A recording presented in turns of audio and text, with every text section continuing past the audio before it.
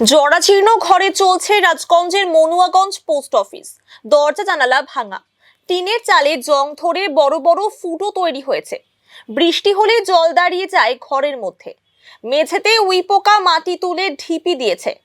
এই জরাজীর্ণ স্যাঁতস্যাঁতে ঘরে চলছে পোস্ট অফিসের কাজকর্ম।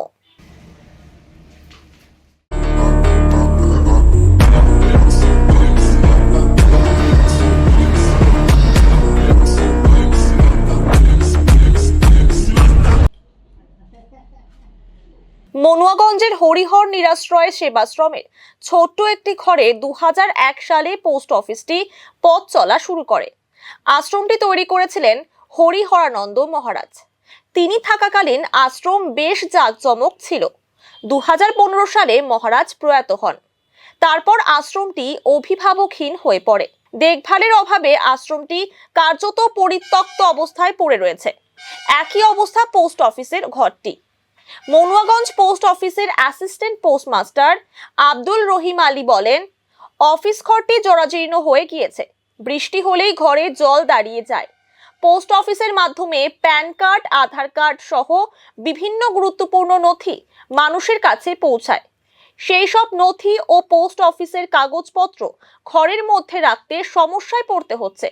ঘরটি মেরামত করা হলে ভালো হয় বলে জানান তিনি।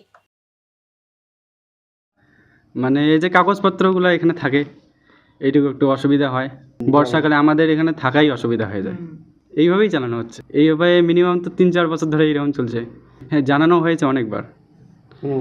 অনেকেই এসে কথাও দিয়ে গেছে যে এটা মানে সংশোধন করে দিবে, এগুলো সব ঠিকঠাক মেরামত করে দিবে, কিন্তু তারপরে আর কোনো দেখাই পাওয়া যায়নি কারো। গ্রাহক পরিষেবা মোটামুটি ভালোই আছে। হ্যাঁ, অবশ্যই, কারণ এখানে তো মানুষ আস্থা রাখছে পোস্ট অফিসের উপর। যেহেতু গ্রামের মানুষ, এখানে কত চিঠিপত্র আসে সাধারণ মানুষের। এখানে দেখো আধার কার্ড আসে, সমস্ত চিঠিপত্র এখানেই এসে এখান থেকে ওরা নিয়ে যায়। তো এই পোস্ট অফিস যদি এরকম থাকে তাহলে ওরা আস্থাটা পাবে না। ঠিক আছে, এখানে মানুষের কত চিঠিপত্র এখানে রয়েছে, এরা এগুলো যদি ভিজে যায় তাহলে কী হবে, তারা নেবে। তাতে আমাদের যে স্টাফ, আমরা এখানে যে এসে বসে আছি, আমাদের বসার মতো, যদি বৃষ্টি এসে আমাদের বসার মতো সেই পরিস্থিতিটাও নেই।